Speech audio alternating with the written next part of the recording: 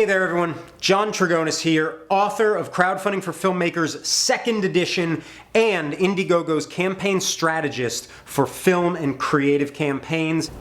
I'm going to pet you by the end of the night, and I am here today to talk to you about the 6 biggest mistakes that crowdfunding content creators, filmmakers, videographers always tend to make, because I don't want you making these mistakes. I want you to be as successful as possible. So we're going to I'm going to jump right in. Number 6.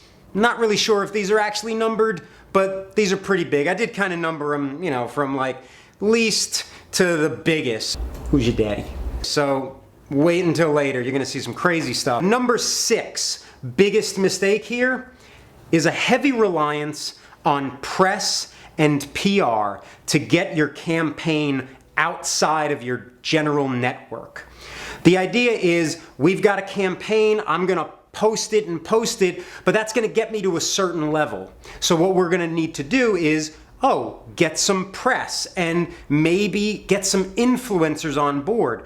And that works sometimes. It works when you put in the work to build yourself into those communities and get to know those influencers, get to know the publications that are gonna put your stuff out there. Because if you don't, you're just another crowdfunding filmmaker trying to make a film. And there are dozens of us out there. How's the smile? Is the smile magnetic? Nice. Just checking. Yeah, I don't normally smile like this, but I know the camera's on. You know, I like your process, by the way, of like warming up. I'm not just making it up as I'm going along. So, that said, if you do want to get those influencers' attention, get on their radar and do them this favor.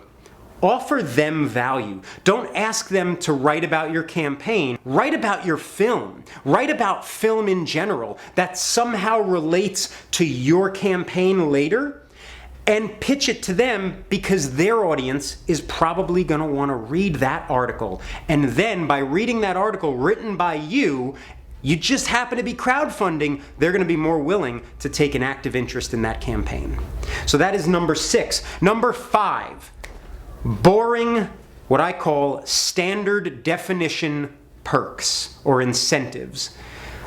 Number 1 rule of any kind of filmmaking is don't be boring, right? You know, comics, like before, like, you know, Stephen Colbert comes out on the stage, he's got like a dude to come out and like do stupid shit. He's a comic that you've never heard of, and he tells you, laugh, do this, and then he leaves, and then all of a sudden Colbert's out and you're all warmed up and you're ready to like be a part of the show. So the same rule applies in crowdfunding. The perks are almost the lifeblood of what makes people contribute to an actual campaign. So you know what?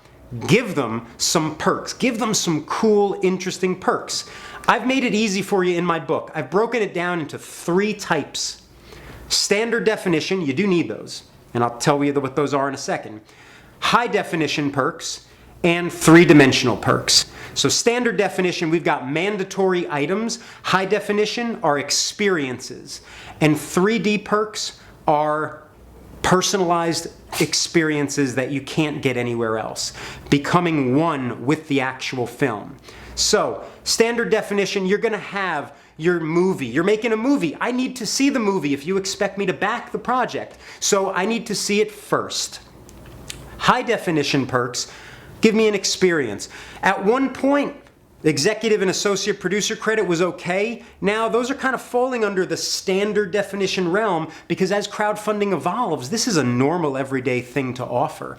What is an experience? Getting me on set, giving me a speaking role. Heck, let me write some of the lines for your film. The more access you can give to your backers, the more they're going to want to be a part of your campaign and make you more successful than you can imagine at crowdfunding. But you got to put in, again, the work. You got to think about those perks. You got to think about your audience. You got to give them what they want. And they do want cool things. If you have to write 50 poems, I wrote 100 of them, 50's nothing. But if you've got to write 50 poems at $10 a piece, well, guess what? That's the work. That's what you got to do. And if you use that as an entry-level 3D personalized perk to get them to maybe go to 25 or 50 and get the DVD or get the other experiential perks, you know what? they're going to go because they're still going to get that very personal thing. So don't be boring with those incentives and don't be cheap on it. Don't skimp on these ones. Biggest mistakes, man. The next one, number 4, is interesting. Not soft launching your campaign. So soft launching, what does that mean? Basically means you're going to, should I cut? No, it's good. Okay, cool. Oh, we could fade that. Hey, is the cat taking a shit? I'm hearing like... So number 4, biggest mistake, not soft launching your crowdfunding campaign. Now, question might be, what's a soft launch? The soft launch is the launch that happens before the official launch, before the first tweet goes out, before the first email gets sent, and before the first Facebook post gets posted, right? And this is so important because the fact is this: your friends and your family are going to be the first people to contribute. Whether you want to believe that or not, it is absolute truth. So you're going to have to, number 1, be comfortable asking your friends and your family to not contribute money to the campaign, but to actually be a part of your film and your campaign. And yes, that just so happens to mean they're going to have to give some money. But we need them first. Because here's the thing about it. Crowdfunding is physics and crowdfunding is psychology. The physics is momentum. And we need that momentum at the beginning of the campaign. So you soft launch to them only and say, hi mom, hi dad, I love you, you're awesome, you've supported me, I need your support again. With a contribution to my film because I want to make it awesome. And I need it now. And you should be able, here's the crazy thing, you should be able to get 30% of those funds in the first, let's say, 3 days. So whatever amount you want to set, 30%'s got to come from friends, family, and if you're lucky to have them, fans. And it's got to happen in the first 3 days to secure the momentum, because then I tripped over those words. Too many sciences there. In the first 3 days, because then the physics part is over. You've built the momentum. Next comes the psychology. When I stumble on your campaign as a person who doesn't even know who you are, and I check out your campaign, before I look at your video, before I look at the perks, the first thing I'm going to look at is to see how well you're doing. I'm going to look to that green bar that tells me whether or not you're successful yet, or you're getting close, or you're not even close.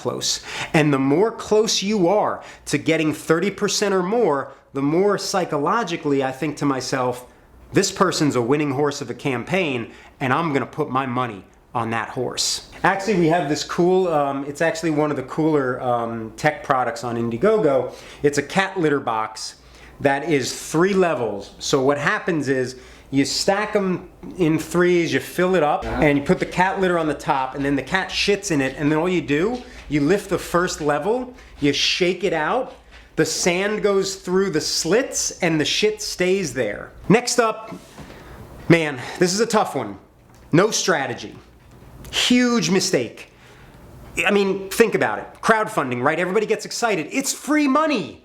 It's not free money. You're going to work for that money. You're going to work hard for it. And the more money you want, the more strategy you've got to have. And what do I mean by strategy? And what do I mean by strategy? And what do I mean by strategy? I mean setting daily goals, knowing that on day 6 you're going to launch a new perk, knowing that on day 10 you're going to have an update video that thanks every person name by name by name, just because you're feeling generous. And then you know when press is going to come out, tell us when that press comes out, send another update, blast it out to the email following, post it all over social media, launch another new perk. This is all part of the strategy. And if you have to do crazy stunts, awesome. Plan them out in advance and figure out where in the lifeline of your campaign they should be, because the campaign itself shouldn't be boring either. It should be an experience from the first days, which if you soft launch that campaign, like we talked about a second ago, launch that campaign, you're going to have a strong launch and people are going to be excited. But even the strongest soft launch, it dies down, gets smaller as it goes, unless you strategize what we call the lull. The lull is that quiet time that scares everybody. Sometimes people call it the trough of despair because they just don't think they're going to get out of it. Okay, no, I'm good now. I'm good. Sorry. It's so scary. No. Strategize it. Plan ahead to know when you're going to do this. And then by the end of the campaign, there's going to be a spike, but you can control that spike. Do some kind of a live event. Have a good time with this campaign and always think, what is going to keep my audience engaged? No different than when you're writing and shooting a film. Wait, dance for me. Okay, sorry, channeling my inner Pesci. How's the focus, Al? Next up, this is number 2. Now we're getting pretty crazy. I haven't even had a drink yet, bro. And I thought number 2 and number 1 are interesting because normally I say number 2 is number 1 and then number 1 is number 2 and I switch them every couple of days. But for this one, I'm saying number 2, biggest mistake, setting too high a goal. I'm going to say it again because it's that important. Setting too high a goal. Now, if you know anything about me, you know that one thing is certain. I believe in what my good friend Adam Chapnick once said, that if you're crowdfunding for the money, you are absolutely doing it wrong. Straight up. So, that said, the funding should not be the most important thing. You may need $100,000 for this film. You may see dozens of other campaigns raising $100,000 or more sometimes. That doesn't necessarily mean we can raise $100,000. It's not easy. $20,000 in 2016 is still very hard to raise. So, the one advice I always give to counterbalance this whole biggest mistake thing is to check yourself. Look in the mirror and then look at your social media. Fix your hair in the mirror, of course. And then look at your social media and say to yourself, how many fans do I have on my Facebook page? How many followers do I have on Twitter? How many connections do I have on LinkedIn? How many people do I email on a regular basis? Look at all of those factors and then look at your goal and ask yourself, can my family and friends and fans, if you're lucky to have them, can they get me 30% of that X dollar amount that I'm looking for? And if the answer is no, it's totally great. Then ask yourself, how much can they get me? And then multiply that by 3, set that as your goal, knowing that the rest of that 70% of that funding goal is going to come from mostly your social media network and your email connections. And then, if you do all of that, you'll be able to ascend to get wider reach out into the world because you've proven that campaign. And more campaigns that hit let's say a lower goal, but a goal they can work with, will always go above that goal. Always go above it. Sometimes by about 30%. So it's always in your best interest to set a goal that you are sure that you can hit. The other part of it is pretty simple. You know, when you look at it that way, it's like you want to have a success under your belt. The world we live in, yes, we measure success by whether or not you hit the funding goal in crowdfunding. That's not how I measure success. That's not how we should measure success, but it is. So we got to cater to that idea, that psychology that is in play, and make sure people can just see your campaign and be like, wow, this person's totally going to hit this goal and it's a great project and that person's awesome, I'm in. And they're going to go all in. Number 1, we are at number 1. It is nuts. Not having an audience is the number 1 biggest crowdfunding mistake. Now, I know what you might be thinking. You might be thinking, Trig, crowdfunding isn't about the money. You just said that. So it must be about the community and the audience building. So I'm going to build an audience while I'm crowdfunding. You're absolutely right. You are. But you should start now. If you want to crowdfund 6 months from now, you should be tweeting, you should be Facebook posting, you should be Instagramming every day, on set. Just your life. If you have a cat, take a picture of your cat, spice it up a little bit. You know, take a picture of the food, it's a big thing. And then take a picture of the set and take 5 more pictures of the set.